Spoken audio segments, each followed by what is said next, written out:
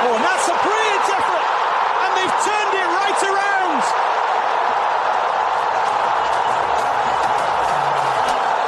In the space of a few minutes, Saudi Arabia grab control of the game.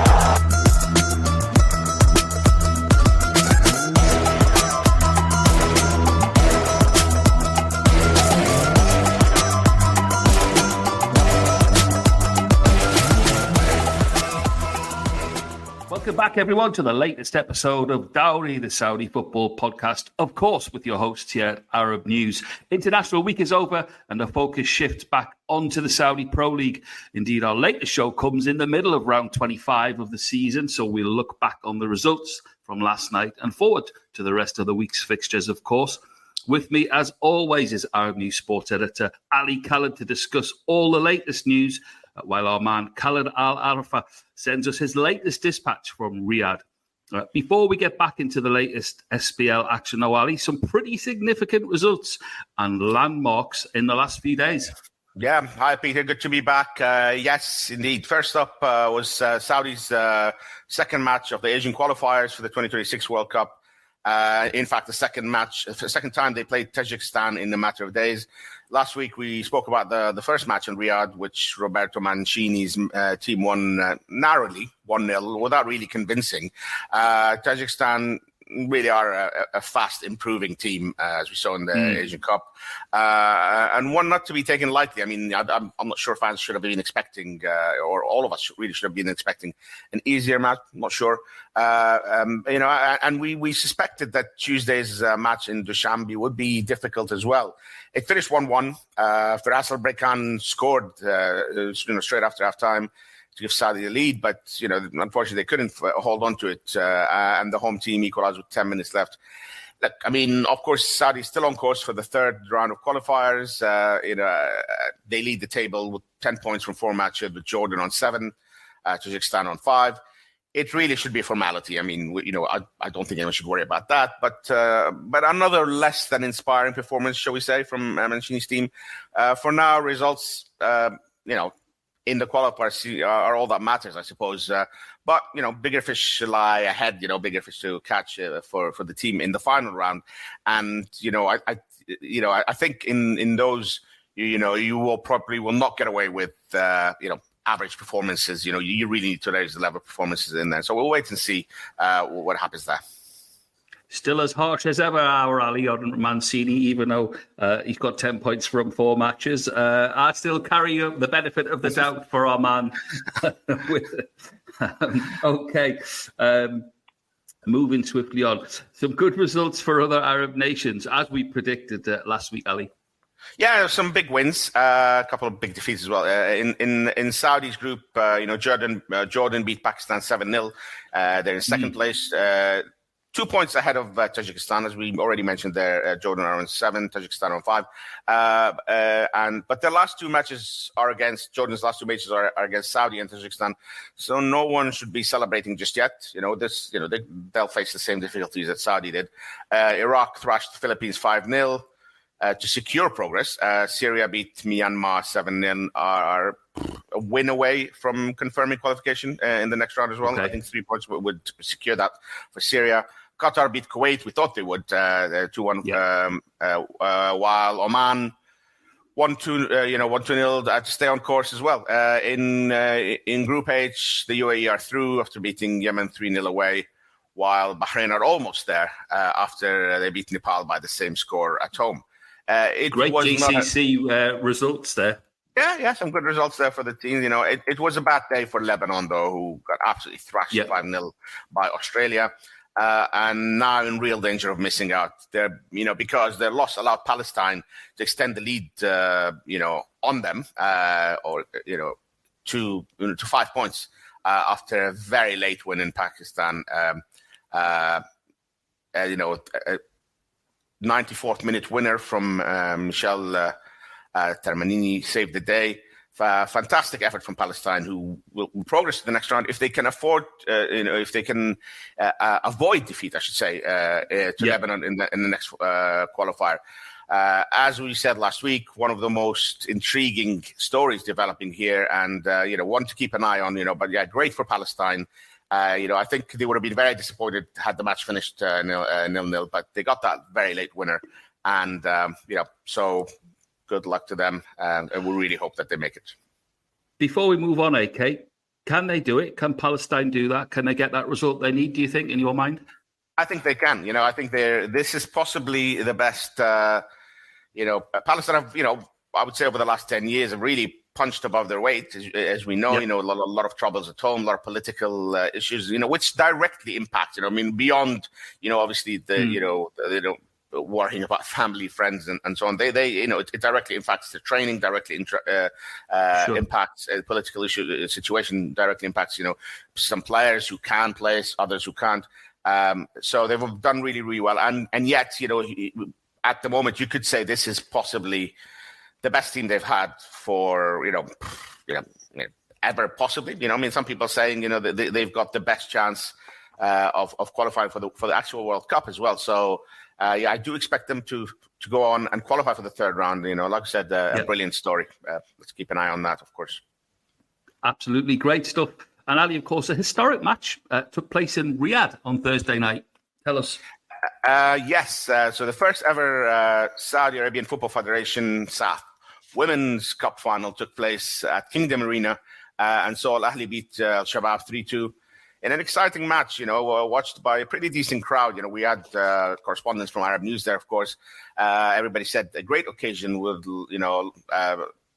like I said, a decent crowd, lots of children and women attending, really enjoying themselves. Of course, lots of men as well. A very inclusive day, and seems like thoroughly enjoyed by all. By all accounts. So quite historic. I think we've had the Premier League. This is the second iteration, but this is the first Women's Cup final. So it was quite a big deal, I think, and it seems like the teams put on a really good show. Al-Ahli took the lead through Moroccan international Ibtissam Jraidi after 18 minutes. Jraidi, of course, if you remember, Peter, became the first Arab woman to score in the World Cup last summer, in the Women's World Cup, when she scored for Morocco in the 1-0 win over South Korea. She's also a joint top scorer in the Women's Premier League with 11 alongside Clara Luvanga of champions Al Nassr. So bit of a superstar, Jraidi. She scored the second as well, doubled the lead on 50 minutes. And only 3 minutes later, Naomi Kaba seemed to put the game to bed, really. Al-Ahli, to give Al-Ahli a 3-0 lead. It looked all over. Belatedly, Al-Shabab, stirred, pulled a goal back on 68 minutes and reduced the deficit to just one goal on the 88 minutes with 2 minutes left of the regular time. So it was a bit of a dramatic end to the match, but there would be no miracle comeback. And Al-Ahli won 3-2 in the first ever Women's Cup final. Fantastic scenes at the end. Really, really, quite heartening to see the celebrations at the end. And congratulations to Al-Ahli there, Good timing. Listen, Ali, great timing, but it is busy at the moment. It's so busy in the sporting world, but of course with the football, and a few important results that we need to acknowledge in the SPL from last night. Though, dare I say, nothing that any way threatens leaders Al-Hilal's relentless march to the title. Yeah, absolutely. There's some interesting matches yesterday. Nothing really that troubles the top of the table. Probably the most anticipated fixture on the first day of the current round was between Ettifaq and Al-Ahli. And our reporter Khaled Alarafah was there and managed to speak to a couple of the players as well. Hi Ali, hi Peter, how are you guys?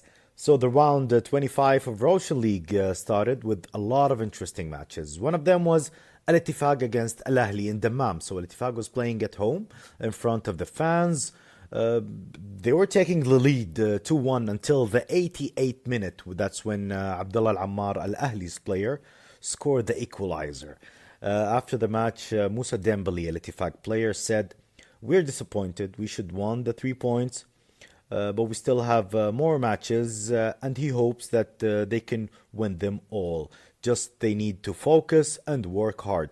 And on the other side, Ali as well, Demiral, he kind of said the same thing, the defender of Al-Ahli. He said that he was disappointed and we should won the 3 points.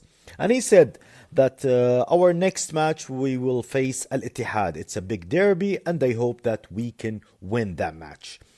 Big derby is coming on the 1st of April. Everybody's waiting for that derby. After this match, Al-Ahli stays in the 3rd position and Al-Ittifaq at the 6th position. That's from this interesting match, guys. I'll get back to you next round, Ali. Back to you. Thank you, Khaled. In the other matches, champions Al-Ittihad continued their relative improvement with a 3-1 win over Faiha. Benzema yet again missing from the penalty spot. It could be 3 or 4 this season. I'm not sure exactly the number of penalties, but our special guest will talk about this match in a few minutes. Al-Ta'awan just keep ticking along after they beat Al-Hazm 4-0 and now look comfortable in 5th place. 7 points ahead of Ettifaq. Their fantastic season continues. We've been big fans of their performances all season, and they've shown that they've had the consistency to go along with with that initial surprise, I suppose, of seeing them in 4th place. They're still up there in the table. So great stuff from Al-Ta'awan. Absolutely perfect time to bring in our Middle East football expert, Matt Monaghan. A man who knows how to take a penalty, by the way. He's going to look at the bigger picture and discuss this round's remaining matches. Matt, how are you? I think my university team would disagree with that. But that's a memory from a long time ago. Hi, Matt. How are you, mate? I'm good, thank you. All good. Just fresh off the back of the Al-Ittihad game last night, which I was commentating on for SSC. Yeah, so tell us about it. I mean, we've mentioned in recent weeks that they've kind of turned a bit of a corner in the league. It's obviously all a little bit too little too late, but what did you make of it? Yeah, I think that's now 6 wins from 7 in the Russian Saudi League, which is a massive improvement when you think that they had a very poor first start of the season. But the initial first few weeks under Marcelo Gallardo were nothing short of disastrous, really. But he's definitely starting to get his imprint on the team now. And you look at his record in South America, it's phenomenal, isn't it? So you'd think now he's earning himself a real shot in the summer to mould the team as he wants them to be. In regards to the game, I think the central character was Karim Benzema back for the first time in about a month. Understandably, not looking at his sharpest when you've been out of action for that long, missing a penalty, yet another penalty this season, but he did deliver an assist. And there were a few nice moments with Abdulrazak Hamdallah linking up together that promises something for the rest of the season. And of course, Al-Ittihad had a breathless spell there straight into the Jeddah derby in a few days. That's right. Listen, I mean, watching them now, and obviously you mentioned the 6 wins out of 7. I suppose in a way you could say that, as I said, too little, too late. Maybe the pressure's not on, which is fine. But they're still delivering results at the moment, and can hopefully give Marcelo Gallardo more time. We do like to see coaches be given time. But do you think they can come back strongly enough? I mean, we don't know what's going to happen in the transfer window, but do you think they can come back strongly enough to challenge again next season? Yeah, the only thing I would say is it depends what happens in the summer. I think if you look at how Gallardo has enjoyed success throughout his career, and then you look at the players, no matter how talented they are, how big their reputations are these the players that will be able to play Marcelo Gallardo football sustainably for a whole season and try and challenge the behemoth that is Al-Hilal? That's the question mark, and that's something that for the recruitment team in the summer. But the talent's there, and I've got to say, one player who's still, I just love watching him play, Conte.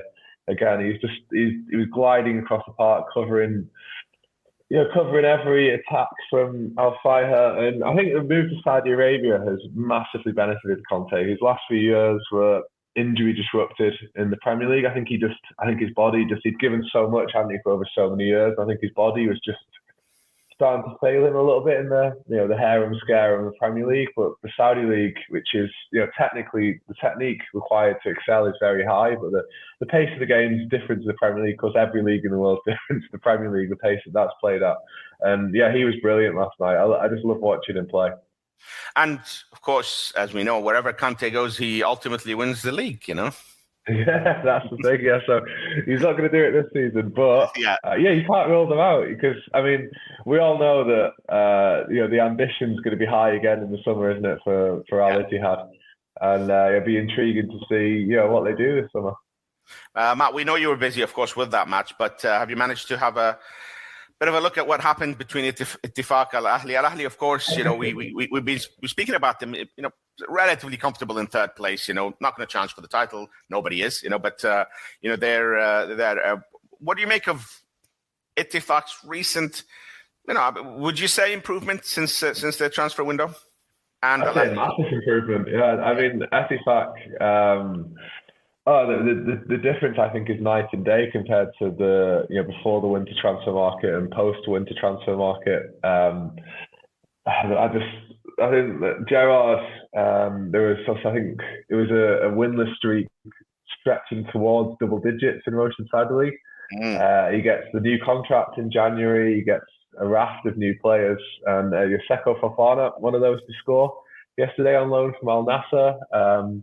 He's just one of a few players who've really transformed the team. I think it's also Gerrard as well has had the chance to also get some players out the door as well. So there was the documented things with Al Kouakebi. That was a real test for Gerrard because obviously Al Kouakebi is a bit of a club legend at Ettifaq. But he's now at Al Tawan, doing great for Al Tawan as well, we have to say. Al Kouakebi is a player I really enjoy watching. He's a magician, isn't he? But him and Gerrard didn't seem to gel. He's out the door. And the likes of Medran and Fofana, Alabod, of course, he went to the World Cup with Saudi Arabia just a few years ago, and Toko Akambe. The team looks transformed. Obviously, forgot to mention Madhu at the back as well. I think they're doing great. Again, I think they're a team who can, if they keep on with this progress, keep on with this momentum, they could. It's a big stretch, but maybe they think they could challenge for third position next season. That's good. It's good to hear, I mean, I think it's quite exciting, We did mention right at the beginning of the season is that, with all that influx of players, you'd hope to see, that improvement across, all the teams that really have added. And for a while, you're right. I think it was like a 9-match winless streak, before the break. So it's good to see them improving, Al-Ahli, as we mentioned, I keep saying, they've got third place secured. You can't really say that quite just yet. No, it's very much in play now, particularly with Ittihad improving and the derby coming as well. It's and third place is important with the new AFC Champions League elite. Third place is important. Yeah. So keep an eye on that. Obviously, as you said, you were covering that match yesterday. I'm not sure if you're covering any matches today. I'm on UAE duty today, so I have Al-Wasl versus Khor-Fakkan. So Al-Wasl looking to end their long title drought, and that's just another game to tick off for them. All right, great stuff. And just a quick word on the upcoming matches in Saudi tonight, which is Al Nassr are playing Al Tai, and Al-Shabab host Al-Hilal. I think. It's. I mean, I don't want to say it's again the pressure off and not as exciting, but we would probably expect wins for the top two here, and really the title race, not really in danger, is it here for Al-Hilal? I think the only interesting thing, I think they've been big on it in their social media this week, that Ivan Rakitic is back fit again for Al-Shabab. He missed the game against Al Hazm, came off injured in the previous game. So that there's a little bit of star quality sprinkled on the Al-Shabab team. Still no Carrasco by the sounds of it though, so that's obviously a big loss. Yeah, and Al-Hilal, the only thing you'll say is obviously we're coming off an international break. Several Al-Hilal players have been involved. Will that have an effect? But the squad is so deep as well, isn't it? You'd expect them to keep ticking over. But this is, I think, the big thing at the moment, Al-Hilal, is maybe just battling the fixture list. You've got, how many games? They've got 3 games within approximately a week, isn't it? Yeah. So even for a team of Al-Hilal, there's resources, there's a bit of jeopardy there. So let's see. But of course, that applies to all the other teams as well. Yeah, true. I mean, the thing is with Al-Hilal, that record, that winless run, shall we say, winless streak, winning streak. Key Yeah, big difference. Long winning streak. It has to come to an end at some point, And don't forget, I think 2 weeks ago, it was an injury time winner. Mikhail popping up. Yeah. So there, as you say, there will be a bit of jeopardy, that. But again, it's a brave man that will bet against them. So we'll wait and see there. Al Nassr always, obviously, there's the Cristiano interest always there. We'll always watch them and all that. So had an interesting international break as well, didn't he, Ronaldo? So let's see. Yeah, they lost their Portugal lost their. They had a bit of a long unbeaten run as well, and they lost that as well, if I'm not mistaken. Yeah. So we'll see. Yeah, a quick word on the UAE League. You mentioned already Al Wasl. Long time since they've won the league. Yeah, and also we're coming off one of the games of the season last night. We're vastly improving Al Wada 3, Al-Shabab Al-Ahli, the reigning champions 3. Real end-to-end stuff, goals from both teams past the 90-minute mark. So it's a real game of the season contender there. Another defeat though for Emirates Club, Andreas Iniesta's Emirates Club, who's prior to the international break had given themselves a little bit of hope of staying up by beating Corfacano Al Wasl playing tonight, but losing 2-1 at Banias. Alfred Schroyd as well continued to do great things with, I think, a club who are the sleeping giant, not just in UAE football, I think in Middle East football. Al Nassr of Dubai, they've got an absolutely glorious stadium right in the heart of Dubai.